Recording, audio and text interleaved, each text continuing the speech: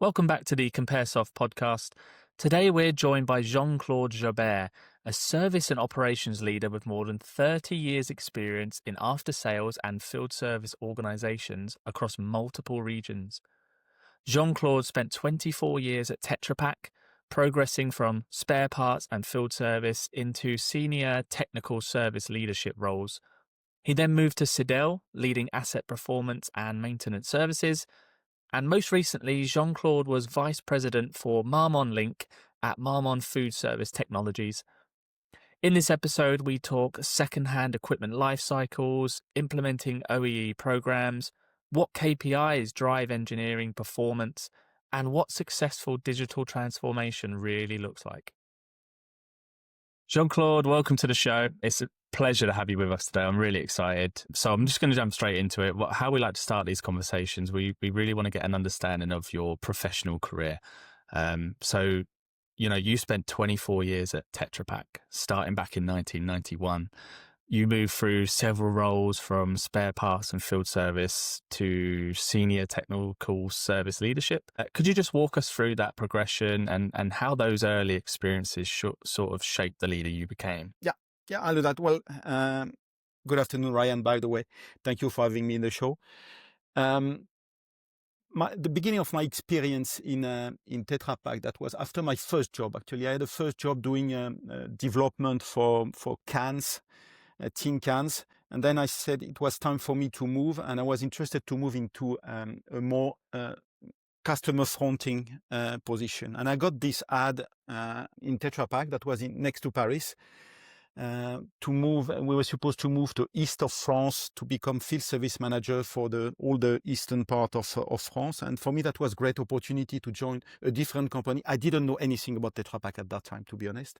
But dealing with customers and having my team of technicians to support those customers was for me a great opportunity. So this is how it started. I mean, just easily, and I discovered the service world and the customer support, which fit very well with who I am, basically. I'm really a service-minded person, whether it is privately or professionally. So that was a good fit. And then, it came naturally.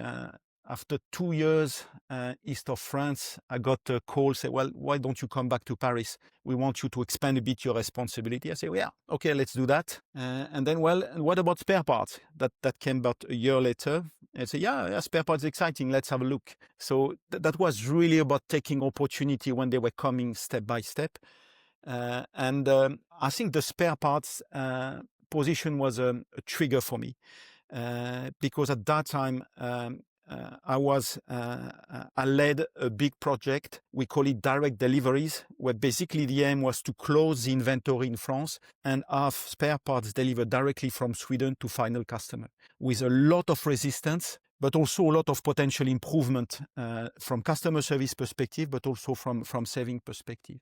And this kind of big project, and that's a learning for me, is giving you an international exposure. It's not that you know only people in your country or in your area, but suddenly you have exposure. So that was one. And actually, at the end of this project, I told to my boss, well, you know what? With this project, I'm out of work. So what's the next step for me? I said, don't worry, we'll find something. And then I took the field service responsibility for all France, which was another step, moving offices from one place to another. And again, that was extended my leadership role and the responsibility also from result perspective. And it came again naturally. There was nothing that was pushed. It all came naturally. And then a couple of years in this role, my boss knew that I wanted to, I was candidate to go abroad, to move to another country, to experience something different. But there was one stage, and that's also part of the learning. My boss was promoted to another role. And then I raised my hand. I say, well, I'm candidate to become technical service director, which was what my boss was doing.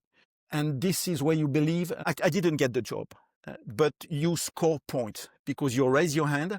People recognize you have the potential to do that, but it's just a bit too early. So sometimes having a no, if you take it positively, has a good impact on your career. But we can talk about it a bit later. And then after this role, my new leader call me after a couple of years, say, well, you know what, Czech Republic, the MD in Czech Republic is looking for a technical service director. Would you be interested? I said, Czech Republic? Yeah, let's do that. So we had a quick trip with my wife to make sure everything was okay. Even so, some people in my family told me, but are you crazy? You want to bring your kids to Czechoslovakia? Well, it was Czech Republic. Czechoslovakia was over for a long, long time. And then we moved there. We had a great time with the 4 kids. From professional perspective, was very exciting. The level of the field service engineers in Czech Republic is absolute, and Slovak Republic is amazing. Very, very strong people. And you learn, you implement some of the stuff you have learning in your previous job, and you implement new stuff, you try to adapt. And then just after Czech Republic, again, I ran a couple of projects with a regional impact in Europe. And then I was offered to move to South Africa. I said, yeah, South Africa, let's do that. This time, I didn't bring my wife to South Africa just to check the location. But that was great as well. We really had a good time. I discovered a new continent. I was also in charge of West Africa and East Africa with offices in Nigeria, in Lagos, and in Kenya, in East Africa. So that was, again, a great experience, different way of working, but great. And then, Cole, Jesse, it's time to come back to France. Technical service director is leaving. We need you to come back. So, okay, we'll come back. Lot of tears from the family because the stay in South Africa was short, but this is what you have to do. And again, great time in France. It was tough. That was probably the toughest time in my career, from pressure perspective, expectation perspective, customer relationship. But this is where you learn. And then after 5 years, probably, I said, well, it's time for me to move. And then I moved to Italy. Kind of different role, but with a global reach, really global. I mean, covering the whole world, more from supply chain perspective, but with a interesting business on second hand. And then at the end of the time in Italy, my contract was over. There was nothing planned. So I said, you know what? If there is nothing for now, I'll go back to France and look for another job. And then this is another part of the story when I moved to China and see that a bit later. So it all came naturally. There was nothing that was there was no plan, just opportunities coming and choice you make. When you have an offer, when you have an opportunity. Yeah, amazing. I really appreciate the openness and honesty there as well. The thing that really stands out to me is obviously your experience in your international journey. So like you said, you've been across France, Central Europe, and China at Sidel as well. And you kind of briefly touched on adapting, but how did your approach need to change as you move between these locations? So what stayed consistent in the way you operated and what had to be completely adapted? Well, I think it's really a question of mindset. You must be humble. You are discovering a country. You are leading a team that know the country and customer much better than you do. So don't come with, being sure that you will nail it. You know everything and you will fix it, because it's not going to work. So really, when you arrive in a new country, you must be extremely humble. You listen to your team, listen to your colleagues, listen to customer, try to understand the context. And there is also something we discuss often with my kids and some of my colleagues. When you join a new country, you are always surprised by people reaction, and many people are then judging. But these guys are crazy. Why are they doing that? And instead of judging, if you start to understand, then that puts you really in the mood, in the culture of the country, because you will not change this country. And when you are gone back home or to another country, they will not care about yourself anymore. So this is really a lot of humility and openness, curiosity, and definitely not judging, trying to understand why people are doing differently and why it's working in different way in different countries. And that's really the key for me. Humility is absolutely key, and curiosity, willingness to learn. Would you say that sort of surprised you? You said so at Czech Republic, how it was different, how things got done, and just amazing, and that surprised you when you first went out there? Yeah. And this is, I think that's a great example of understanding. We were very surprised. That was in 2000, quite a long time ago, in Prague. And sometimes we were entering a shop to buy stuff, and you had the feeling that you were disturbing the shop attendant. And if you think about it from the old communist time, People were not there to sell. They were just having a job from 8 to 5 and then going back home. So having customer could have been kind of disturbing. Oh shit, I have a customer now. So again, instead of complain, why are these guys acting like that? You say, well, okay, I understand. That's probably part of the background.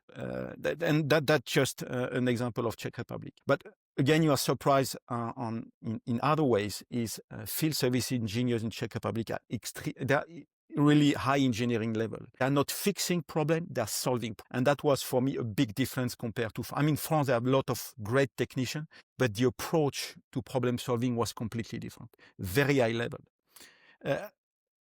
Maybe I can, we'll talk about it maybe later during the day, but I mean, during the discussion, but I have also some other examples from Czech Republic. But this is a kind of change, again, difference you need to accept. Don't fight because it's a lost fight, but try to understand and act accordingly. Would you say you built some sort of practical playbook for landing in a new region and just improving performance, say, within the first 90 days?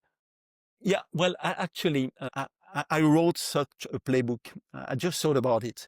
My MD in Czech Republic, he asked me after I took over, I said, you know what, you should write a kind of, what do you do during your first 90 days when you enter a new role? And I did that document. I don't know where it is now. I don't have it in my Did you file. publish I don't it think at so. all? It was communicated in the company. That was just in the company, internal. And then it was shared with new technical service director. Say, okay, this is kind of reference. It was a basic one, not 100 pages. It was much, much smaller than that.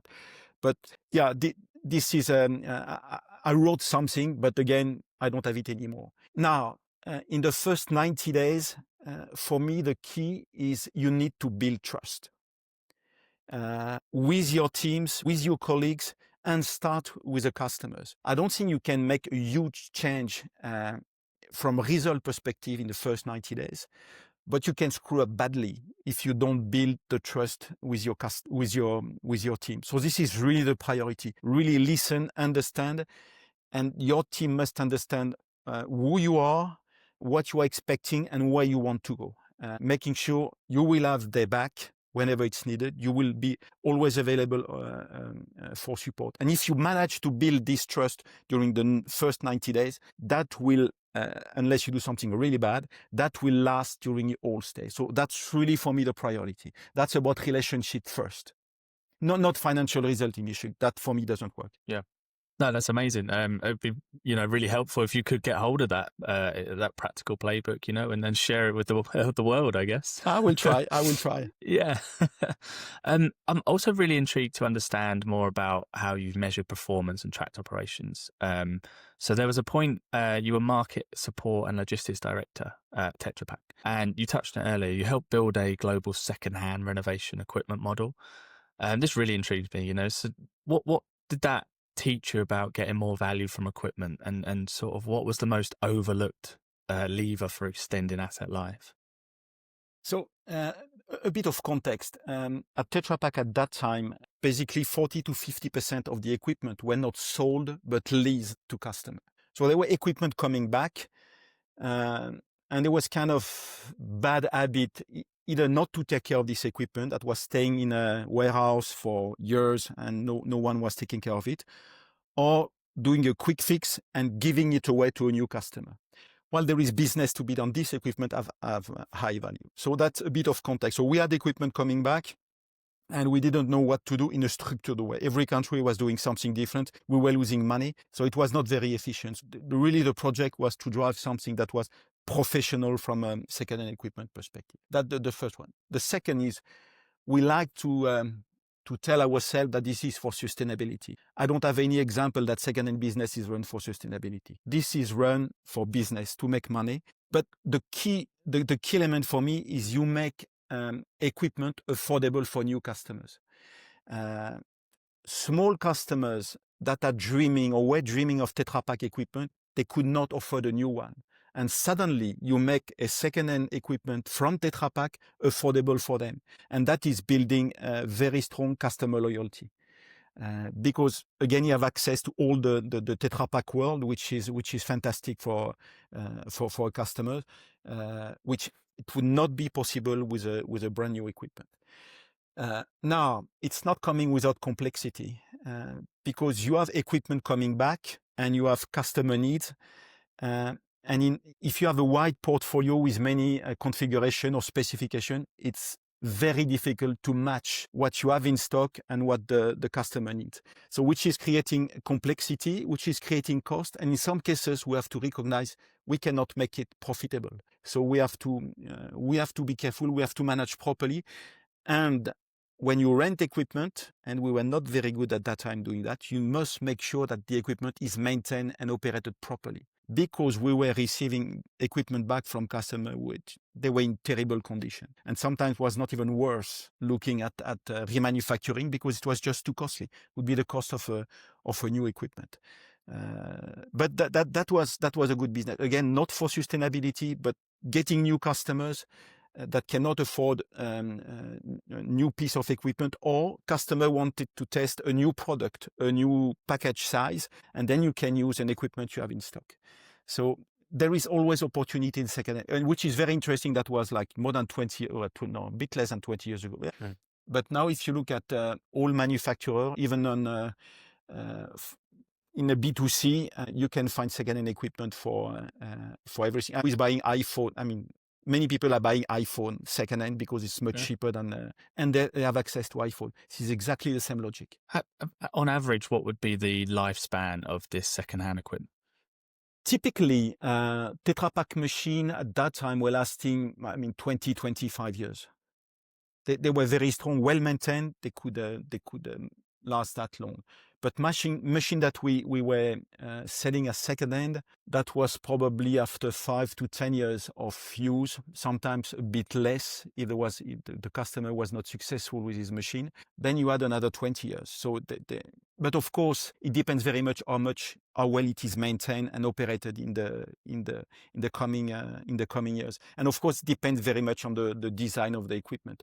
My last job, I was in the food service business with equipment that are much, much cheaper, not the same level of technology, and the life, we are talking about 8, 9 years, not more than that. Tetra Pak that can last 25, 30 years, absolutely no problem if they're well maintained. So it depends on the business you are in, where some equipment may last longer than others. But the quality of the maintenance and material as well, I guess. Yes.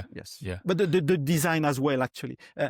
We talk a lot about design for cost, design for manufacturing, design for service, and there is also design for remanufacturing, which is not the case even design for service. It's reality in very few companies. So design for remanufacturing is not in maybe a few companies, but not many. But you can plan that the ability to remanufacture in a cost-efficient way if it's included right at the beginning, during the design phase. Yeah. One thing I always like to discuss is how service leaders measure success, what KPIs they're setting. I just want to understand which KPI or success metric, whatever you want to use, do you think is most overrated in service? And on the flip side, which one is most underused as well? Okay, so I would say probably depends very much on the maturity of your organization. My first job as field service manager in Tetra Pak, at that time, the question we were asking ourselves is, should we really invoice service? So we're invoicing spare parts, but service really, should we invoice? And we say, yes, we must invoice service. We are bringing value to customers. And there were basically 2 KPI that I remember at that time was utilization rate. How well are you utilizing your field service engineers? And the second was invoicing rate. How much of the hours spent at customer are invoiced actually to the customer? That was really at the beginning. This is why I say level of maturity is very important. And I believe even today, there are many companies that are not invoicing all the service to customers. Some are very advanced, some are kind of in between, and some are not much advanced from invoicing perspective. So this is a bit of history. Now today, I would say there are two type of KPI. The one that is very popular is first time fix. But I think for me, something that is more important is time to restore or time to fix. And I will illustrate. If you think about first time fix, you can wait 2 or 3 days before sending someone on site because you want a top expert to be there and make sure you fix it first. There is another option. And so this is your measure. Okay, first time fix, it's okay, but the customer has been waiting.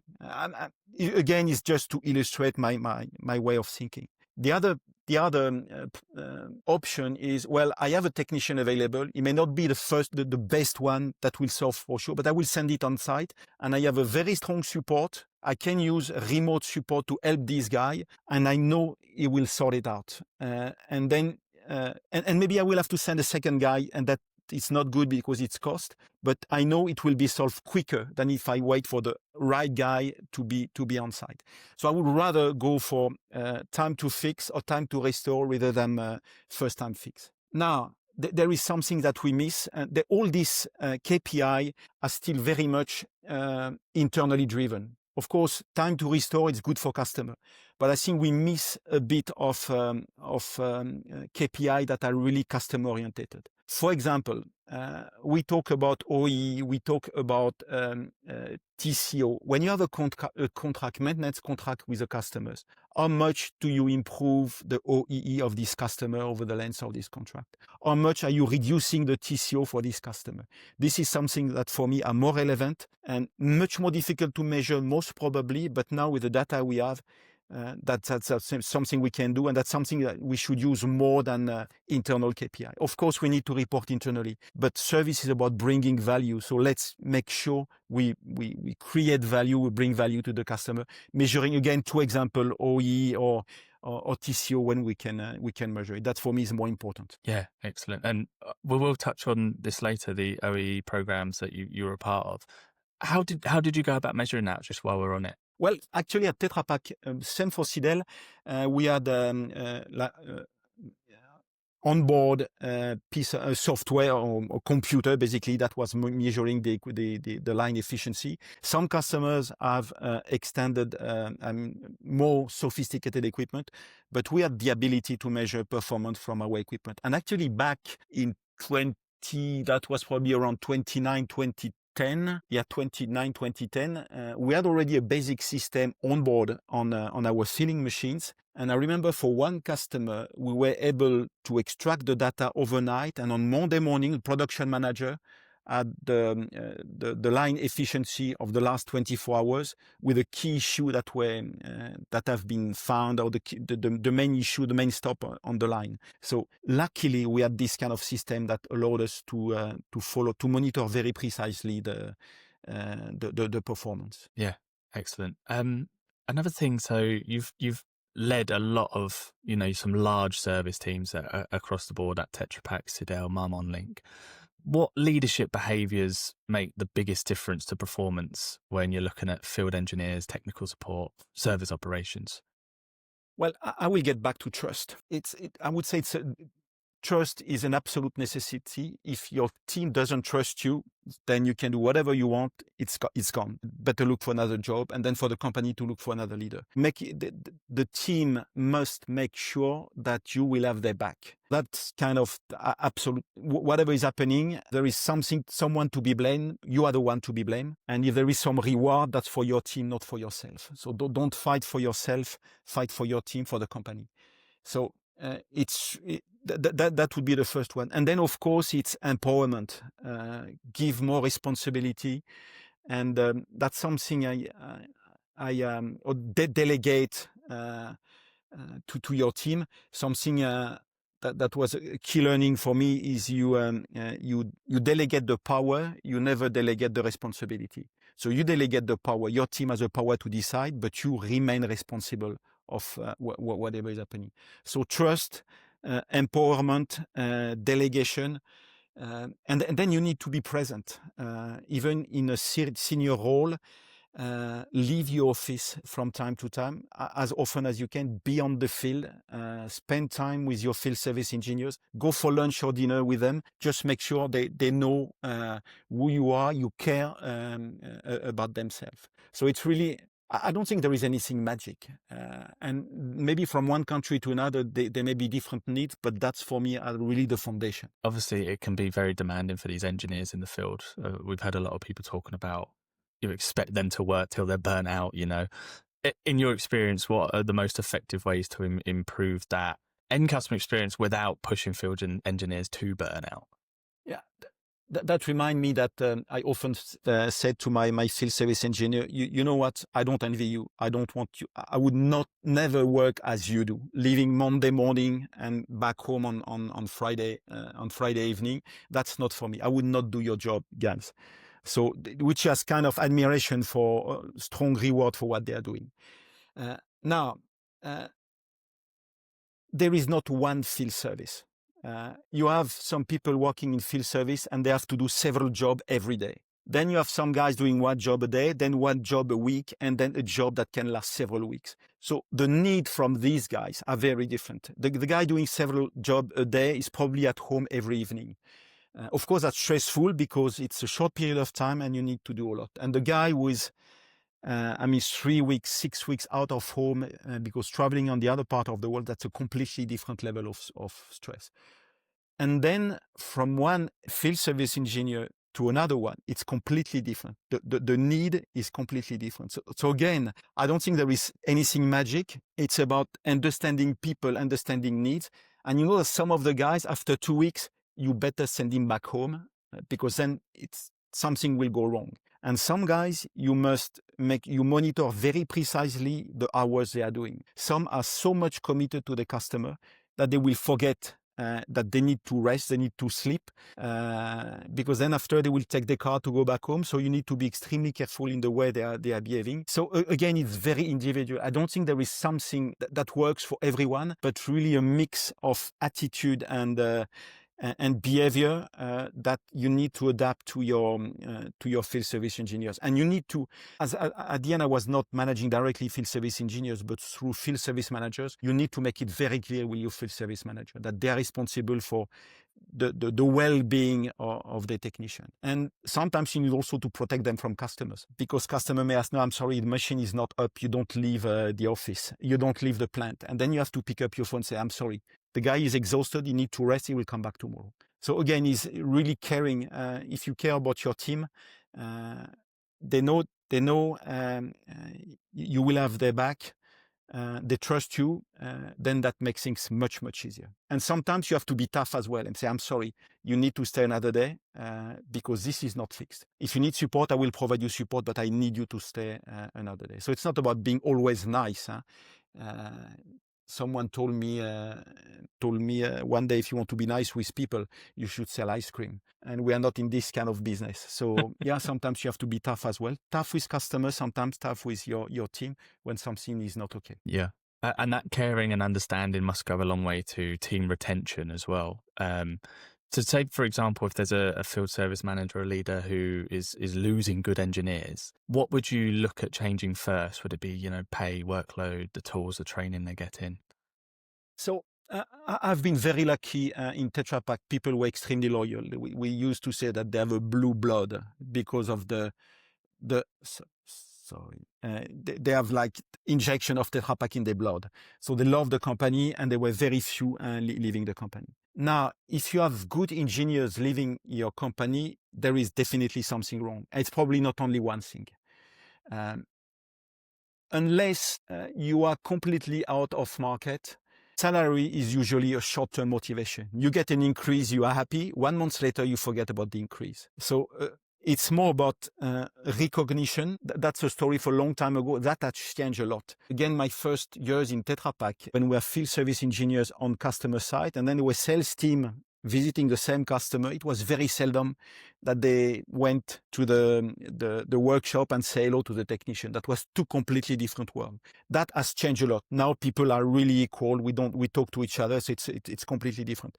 But that's a tough one. I mean, from motivation perspective, they don't feel the recognition. So again, if you have good people leaving the company, there is something wrong, and not only one. Probably salary is one, recognition maybe another one. Development, opportunity to do something different are definitely the key ones for me. But again, if good people are leaving, there is something in your company that is not working. Sometimes can be culture of the company. Manager that is micromanaging. Which is very hard for a field service engineer. If they are field service engineers, because they don't want to have their boss on their back every day. So they must feel that they really have the freedom, the autonomy to do their job, not to have someone on their back. So again, there is not one magic bullet, but a number of action, and you really need to understand what's going on. In many cases, I don't know about your example, but the HR or managers are doing an exit interview that is going through what's going on, why are you leaving? And then you can probably, if you dig a bit deeper, if people are really honest, you can identify a few reasons why people are leaving and then make sure you fix it. But there is not one answer. Again, it depends very much on the context. Yeah, definitely. And I will give you an example that was. Yeah, go for it. Yeah. Context is the business context, the company context, but can be country. Some countries, I mean, US was an example a few years back. If a guy next door was offering a few bucks more per hour, the technician were leaving. It's just about the money. But then that can change, 6 months later. Some other countries, it's more about the well-being in the company that is more important than others. So yeah, again, not one magic bullet, depending on the context. Yeah, a very big cultural difference there as well. Yes, yes. Yeah, definitely. One thing I'm really interested in understanding is your experience using different tools and technologies. So, for instance, as vice president of Marmon Link, you improve service levels through automation. What exactly did that look like? And I'm interested to know what areas saw the quickest operational wins after being automated. So, again, a bit of context about Marmon Food Service Technology. Marmon Food Service Technology, the company that is providing commercial kitchen equipment. If you go to a quick serve restaurant, Burger King, McDonald's, for sure there will be equipment from Marmon Food Service Technology that is preparing your burger, your drink, whatever it is. And Marmon is selling not directly to customers, but through distributors. And then when I joined Marmon, that was about 1 year after the factory move and the part distribution center in Europe moved from Germany to Czech Republic. So when I joined, the basics were not all in place. So this is where I really had to focus on. And then the customer focus was, in my opinion, not where it should be. So either from customer service, spare parts distribution, spare parts management, there was a lot to be done. Now, if you want to improve the situation, you need to understand what is customer expectation. When I was in my previous role, that was about speed of delivery, service level. Customer wanted spare part, 98% service level within 24 hours. When you work through distributors, it's a different ballgame because they have their own stock. So it's more about being sure they have 98% or 100% within a week or 2 weeks. And that's good enough. So if you don't do that, you may aim for a target that will not fit your customer needs, and then you will not get the result you want. And then you go step by step. Better inventory management, better forecasting. For the customer service is automatic invoicing. All the report you can get also from your activity, and by the way, the feedback you get from customers. So listen to your customer, understand what they really need. And sometimes they don't know what they need, which is also interesting. When you ask some customers, so how are you evaluating our performance? We don't really, but you are not bad. You are not the best, but you are not bad. So and when you are clear about the expectation, then you can build the tools, or sometimes not big tools, just basic stuff like automatic invoicing. For whatever reason, some people believe invoicing could not be done automatically from SAP, and of course it is. So again, understand where you are, what is the expectation, and then make sure you can improve step by step. But again, it depends very much on what your customer needs. Mm-hmm. And that, of course, the capacity of your company, what you can do and not do. Yeah, and that's a big part of the digital transformation that you've led as well. So what sort of tech do you feel is most impactful for companies that are looking to, implement their own digital transformation strategy today? Because it's quite a buzzword at the minute in field service operations. So people could be looking at mobile apps, IoT sensors, AI. What do you feel is the most impactful today? Again, that will depend very much on the level of maturity. There is some, and I don't have again an answer. I'm still thinking about it. I will say a word about AI, but I will start with something else. Remote support, remote video assistance. We launched it with CDEL in 2017, and that was fantastic. That was fantastic for discussion in the C-suite. in the boardroom. For 3 years, nothing happened. There was no drive from customer, neither push from us to make it happen. And then COVID came. And then from Friday evening to Monday morning, everybody was asking for remote support. Suddenly, the cybersecurity issue were not an issue anymore. We need support. We need you to be able to look at our equipment remotely. And that was same for training. Remote training was not really in the mood before COVID. Now, if you look at companies, what is the proportion of training that is done remotely or through webinar? It's probably 90%. Only some high-level leadership training or high-level, maybe procurement, technical training is done face-to-face. The rest is all remote. So this is, for me, the first step of the technology. Now, remote support is still not so much implemented because people tend to go back to what they used to do. They like to see people. They like to see a technician on site. Because there is other benefit than just fixing the problem. It's also a bit of coaching, a bit of training on the technician, a bit of advice on the equipment. But we don't use the technology, and the barriers are not only from customer perspective, but very often internal barriers. This is general. Now AI. There are many opportunities to improve what we are doing today in all service organization, but we should stop talking about AI. AI is a tool that will help us be even better. But first, you need to identify your pain point. Where are you facing an issue? What's your issue now? What do you need to deliver better service to your customer, to bring more value, to make it easier for your team? And then if you start that way, then you will find that there are some tools, even stuff very basic, where AI can make the impact even stronger. But don't start with what do I do with AI? This is a wrong question. The question is, what do I need? Where am I weak? Where am I good at? I need to improve, and what is it that I need? And of course, one of the first one will be the chatbot, probably, that you can all do. Now, is it really what your customer wants?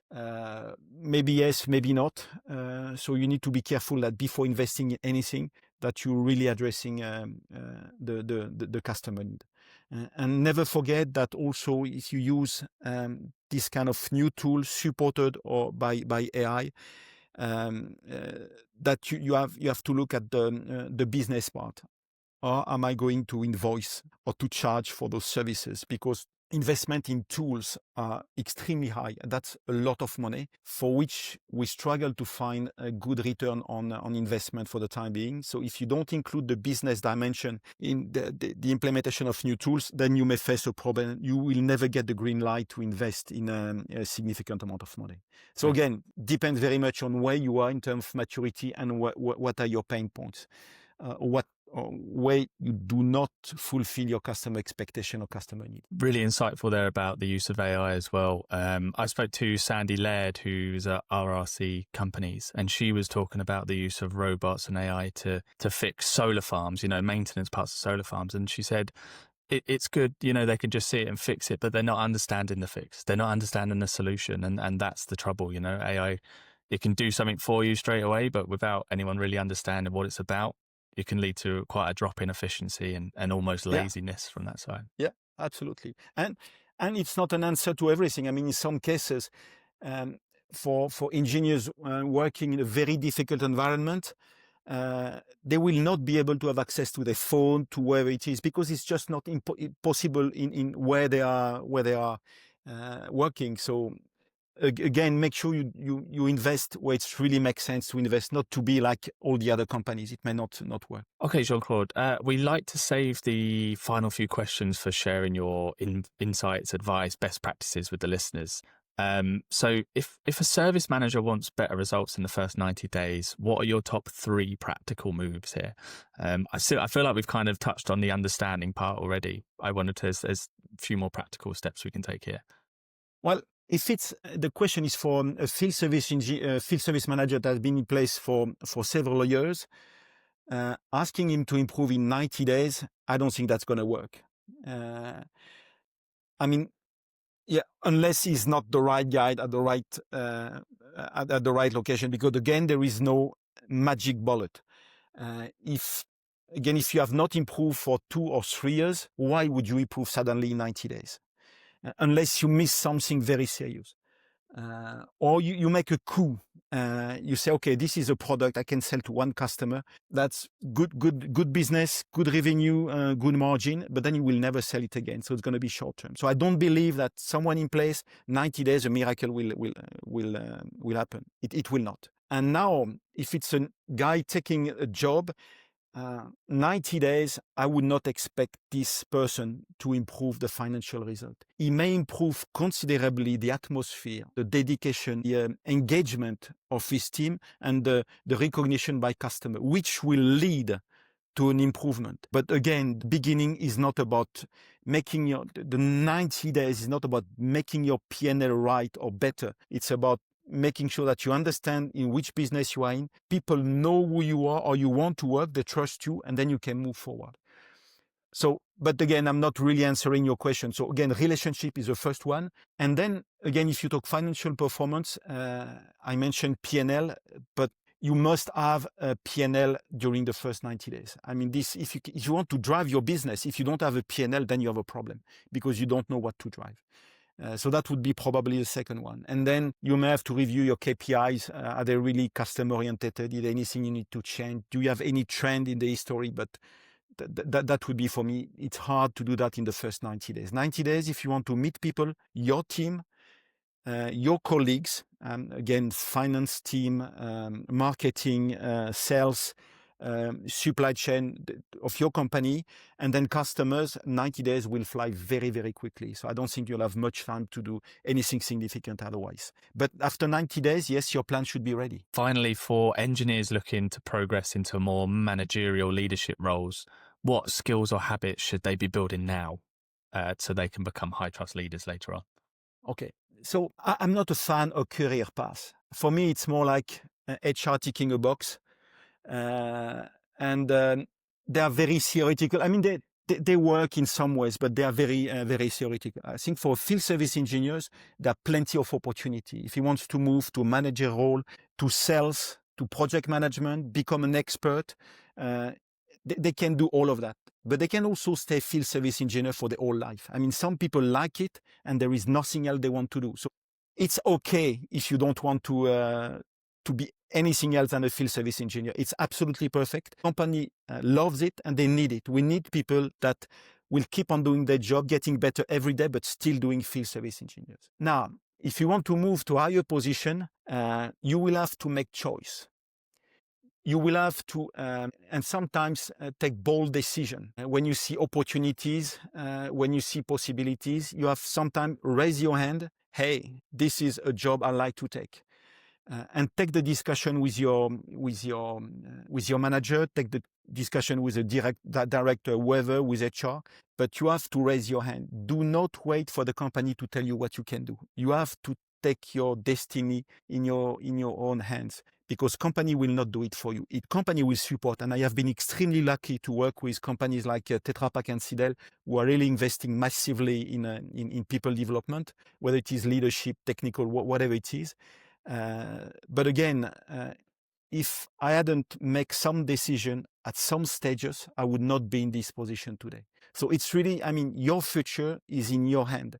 Take the decision, take opportunity, say yes sometimes, say no, but you should be very clear. And then maybe I would say a word, because we mentioned the international movement in the beginning. It works for certain people, it doesn't work for others. So I don't think I should be like an example, because it works for me and my family. But some people, they don't want to travel. They want to stay where they were born, where they grew up, and where they live, because it's fun and it's absolutely perfect to do that. Moving around, it's coming also with some downside. I mean, you lose track of your family, not your direct family, wife or partner and kids, that you stay very close. But the rest of your family is much more distant. You lose friends, you get new ones, but it's different life. So it's not all fantastic and sexy. It's different. I love it. I would not do anything different, but it may fit to some people and some others. So again, it's back to make your choice, be clear about what you want to do. And by the way, something I didn't mention, know yourself. You should know who you are, what you are good at, what you are not good at, what you like to do, and what you don't like to do. And that should drive, and this is something that is coming step by step and will drive your development. And if you have a chance in your company to have someone that can mentor you, that will also help you to guide you into various options and opening your mind to a different world or wider world than the one you may see today. But again, it's really about you take your destiny in your hands. That's for you to decide. And again, take decision. No one will take for you. Amazing. So insightful. Thank you so much, Jean-Claude. It's been amazing having you on today. I've really enjoyed this chat. You've shared so much insight, so much real world lessons as well behind service growth, performance improvement, and obviously leading teams across different regions. It's been really insightful. Thank you. To those listening, I hope this episode gave you a few ideas you can take back to your operation, whether you're managing engineers, running support, or owning service performance. So thank you all for listening. Jean-Claude, thank you again. Thanks, Ryan. Pleasure. Awesome. And we'll see you on the next episode.